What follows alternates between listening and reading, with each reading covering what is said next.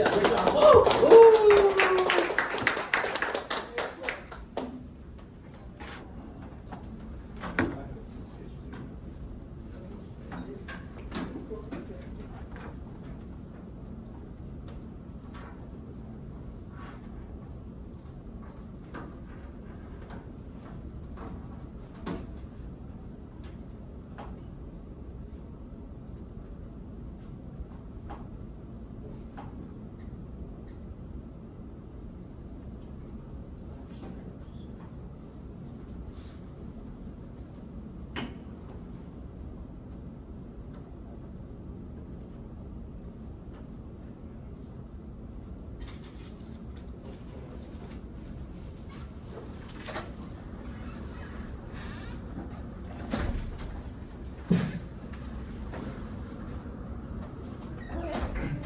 Okay, so we're going to be talking about the Black-Scholes equation today.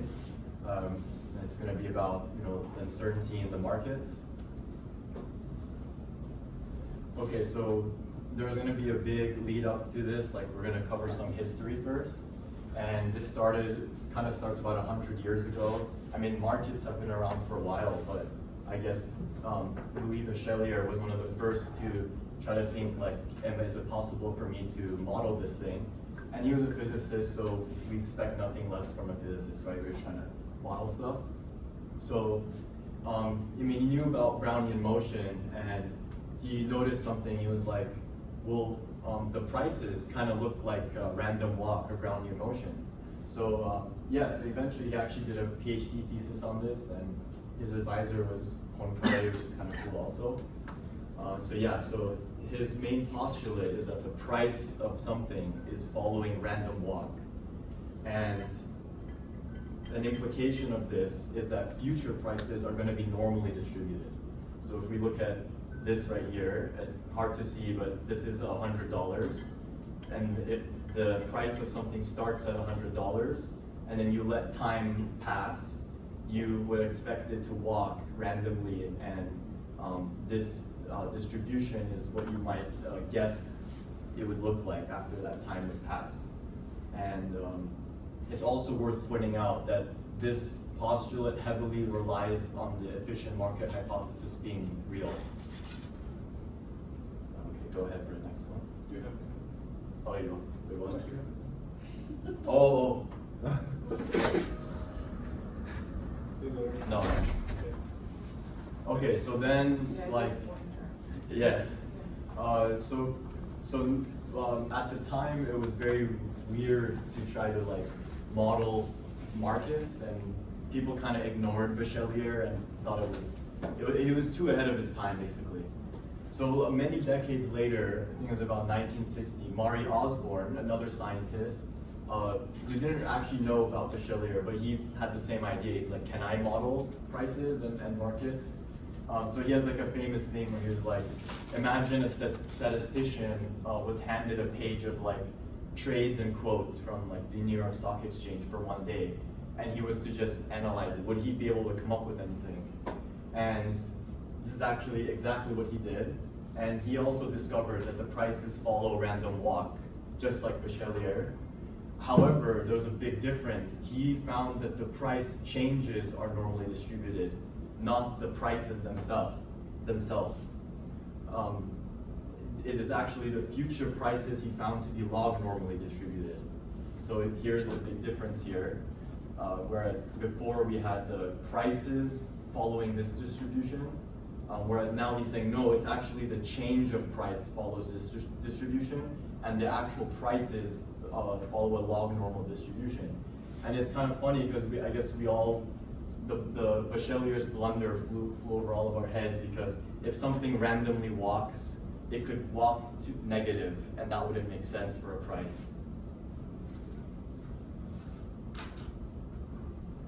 Okay, so a quick kind of break. We just kind of talked about prices for a while, and we're just curious, now that you've seen what Mari and Luis did, what would you guys do for trading? If you guys had some money and you were gonna trade the markets, well, what might you do? Make money, baby. That is cool. But having the same information that they had, what sort of ideas would you have? This is out of my pay grade, I'm sorry. I don't know. So I set up a service where I help other people manage their stocks, and I simply buy stocks and sell it to them at a cent higher, and then do all the transactions, but I take 1 cent off of every piece of profit they get. This almost leads into something else. Wait, can you say that again?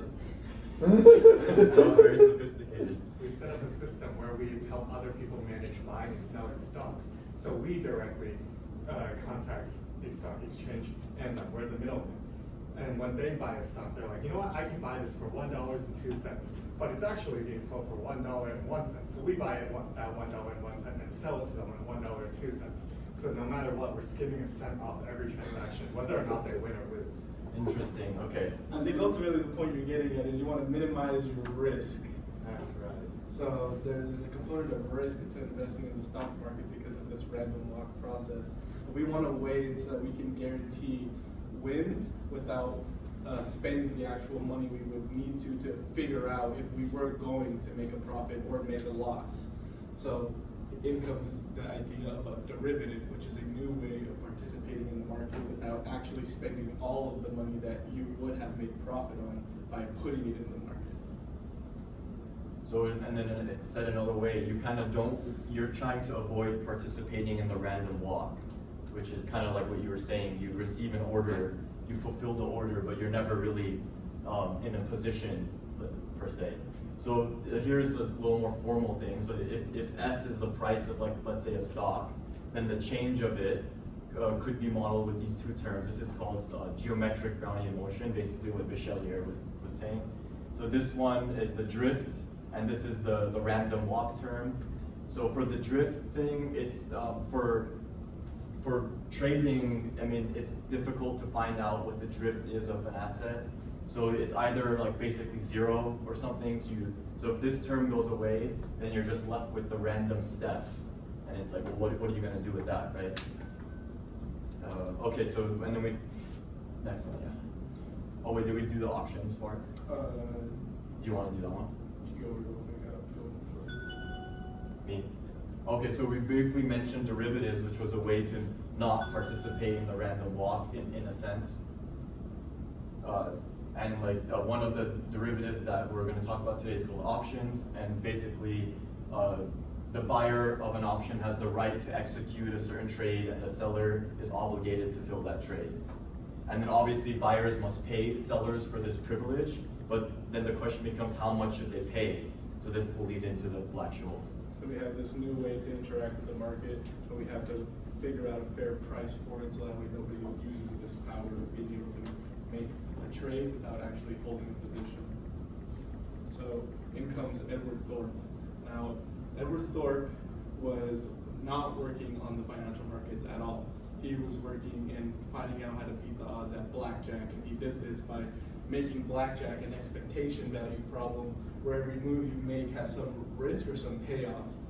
And based off that risk and payoff, you sort of make moves in the game in order to reach an expected value. And he ended up being wildly successful with this. He ended up looking at the financial markets and realizing that that game is also the same structure where you have risk and you have payoff, and you have to make a calculation to determine whether or not you're going to make a certain move in order to, in the future, have it pay off for you. So the equations that he ended up writing that worked for blackjack just directly subbed in to the financial markets. They worked in there pretty intuitively. Again, this was all under the assumption still of the fair market, where all buyers and sellers end up making a net zero profit. And he did not have the closed form solution to the Black-Scholes equation, so he had to solve it analytically in order to utilize it for his purposes. And he was also a professor at UCI. Which year? 60s or 70s. He gave the commencement speech last year for physical sciences. Yeah, he's the most successful blackjack player and a UCI professor. Okay, so now we're at the Black-Scholes, which is kind of just a step away from Thorpe, in the same way that he assembled an equation where it's an expected value 0 for both parties. Black-Scholes assembled a portfolio that is riskless, so it's kind of like a parallel method.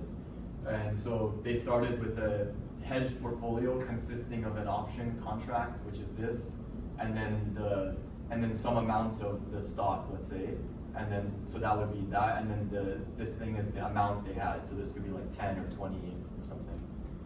So then the real part comes when you find out how does this portfolio change. So you're going to take the derivative, and this side's not too bad, but this part is the part that stumped probably Thorpe and a lot of people, which is how do you take the derivative of something that's random.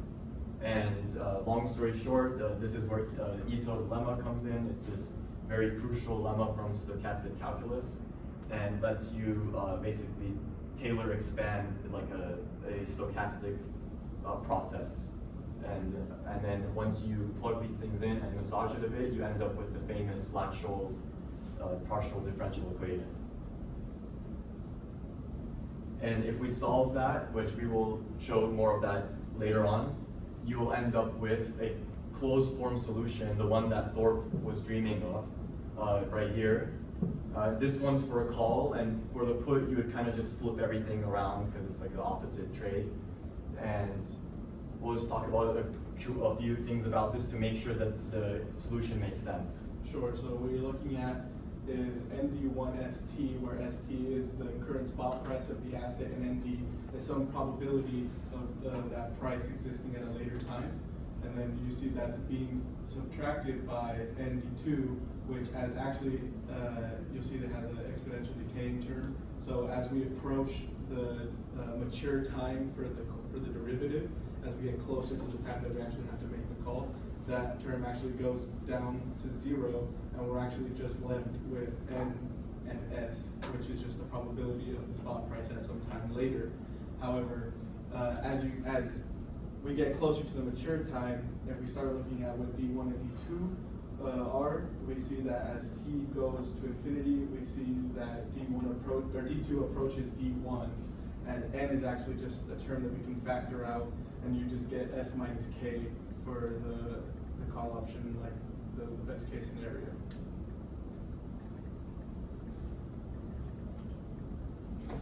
Okay, so we've gone through a lot of history. We found the solution to an options price, and now we can just go around all day long and calculate option prices. But what's the point? What good is it if I know what the theoretical value is of an option? Well, ironically, that's not the point. We're not going to go around and calculate option prices and try to use that information directly. But what we might actually do is use real market prices and back solve for the volatility that the market is implying with their prices. And once we have that volatility, and volatility is just what traders call a standard deviation. So just how wide the distributions are. Once we have that standard deviation, we can assemble a probability density, and then now we're ready. We can calculate any type of expected value we want. So here was an example from this morning at 10:30 a.m. This is a kind of famous quantum computing company right now. This is December 5th, so this Friday. These puts will expire this Friday.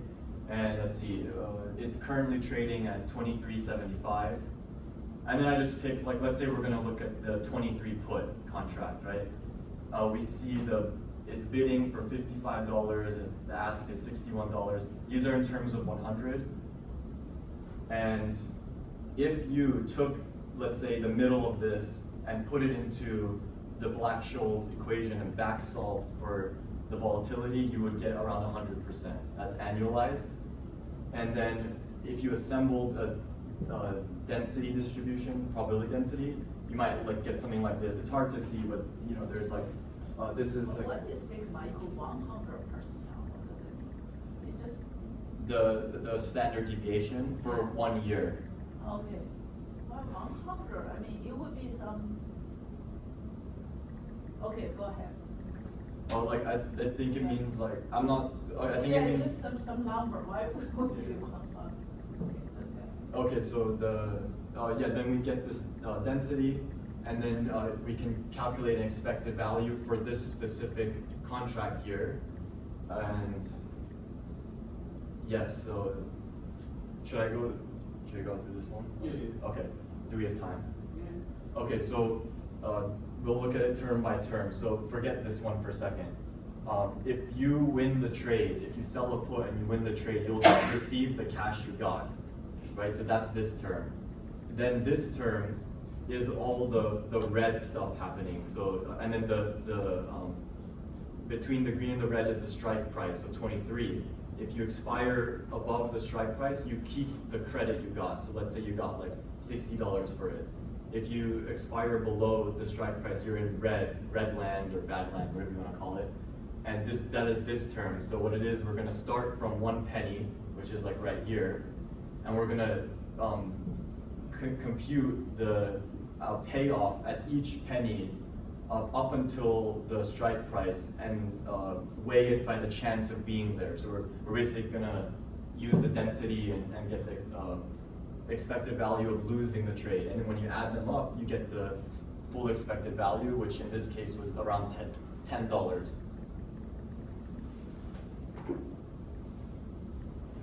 So everything we just learned right now, we just talked about it and how it applies to financial markets.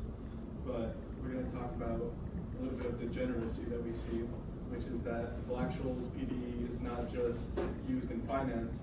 It is an identical equation that appears in thermodynamics, particle diffusion, and quantum mechanics. And what we see is that actually the intuition maps pretty straightforward across the different disciplines. Here you see actually a model from paper where they model particle diffusion at different concentrations of introducing a liquid into water. And we start to see the sort of spreading out of the concentration of the liquid in sort of that Gaussian-like shape. And then on the right, you see that the heat diffusion of a 1D rod actually also has that similar diffusion shape as it spawns from the high point, or where there's high concentration or where there's high heat. So when we start to do a side-by-side comparison, we see that the Black-Scholes PDE, not only does it describe the derivative, it also is a convection diffusion equation where it has some heat flow with some drift, like the stock price drifts. With a logarithmic substitution and a time reversal, the Black-Scholes-Merton equation becomes exactly like the heat equation, except that when you think about it, the heat is really doing the opposite of what the stock is doing. The stock is starting at a point and you're trying to figure out where it will end up at some point later in the future, whereas the heat, you know where it's starting, you know the initial condition, but you just know it's going to diffuse outwards. So to get directly there, we see that the second derivative term of the Black-Scholes has this S squared term, where we already know that in thermodynamics the diffusion is a constant, it has a constant coefficient. So we can put in ln of S for our x, so that'll get rid of that. And since we know that the stocks behave backwards as diffusion, we just flip around our time. And then when we're trying to get also rid of that RV term at the end, so when we plug in our V equation, we have that decay term with R in the exponential. And when we plug all those in, we see that we actually get exactly like we saw in the class in a couple of labs earlier, we do get the thermal diffusion equation. So just continuing the intuition, the stock is going to spread out over time. There you see the multiple different paths that it can take as the stock moves. And we see that the variance increases linearly, which is, again, the very direct thing that happens as heat diffuses over time. We see that the temperature ultimately wants to flatten. How is that happening on the stock market? Well, in thermodynamics, ultimately what's trying to happen is all gradients are trying to get flattened. We're trying to make sure that everything reaches a constant temperature. But in the stock market, what we ultimately don't want to have is any arbitrage where somebody has the opportunity to make money by buying and selling the same asset at the same time. That means that there's an implicit gradient inside of the market that anybody could just exploit. But after enough people exploit it, then it's going to reach again another constant. So that way we sort of get rid of arbitrage as time moves forward in the stock market. And ultimately what we end up seeing is that all the same solution techniques for the stock market are the same ones that we see in thermodynamics. So yeah, I already mentioned the no arbitrage. If this were to be a thing that existed in the markets, then we'd essentially be able to have free money. You would be able to be creating it out of anywhere, or in thermodynamics, this is akin to something like a perpetual motion machine, right? Which have been things that have been proposed over years where you can harness some potential energy to do work that just exists in a gradient, but that doesn't exist. And then lastly, we also see this in quantum mechanics with the Schrodinger wave function equation, where when you actually do the Schrodinger in imaginary time, it becomes a diffusion equation, right? We have an uncertainty principle between momentum and position. As we try to squeeze the particle in space, the momentum shoots up and we don't know it. If you try to figure out its momentum in its geometrical space, it will diffuse outwards and we don't know where the particle is anymore. All the path integrals that you see in quantum mechanics resemble option pricing path integrals that we've seen earlier today. And in quantum mechanics, we're always trying to maximize entropy. Identical forms are going to appear, and any system that is driven by random walks ultimately follows that Laplacian structure with the second derivative for the parabolic PDE. That's it. Okay, yeah.